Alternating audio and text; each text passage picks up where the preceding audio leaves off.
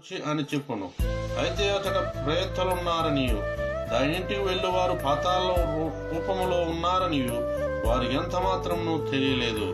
ఈ వాక్యము దేవుడు దీవించి ఆశీర్వదించును గాక. ఆమె ప్రార్థన. మహాపరిశుద్ధుడ మహోన్నతుడ సర్వశక్తిమంతుడ నీ పరిశుద్ధమైన నామానికి ఘనమైన నామానికి వందనాలు స్తుతులు చెల్లిస్తున్నాం ప్రభువా. దేవ ప్రభు ఇంతవరకు ధ్యానించబడిన సమితుల గ్రంథ ధ్యానాలు బట్టి నీకు వందనాలు స్తుతులు చెల్లిస్తున్నామయ్యా.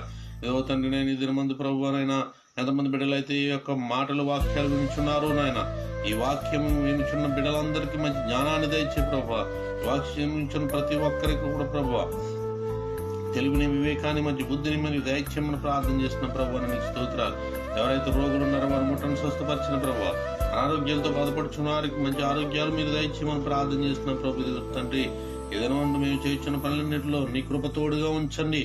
మేము వచ్చిన మార్గాల్లో మా మార్గాలను సరళం చేయమని ప్రార్థన చేస్తున్నాం ప్రభు. రోగులు ముట్టను స్వస్థపరచండి.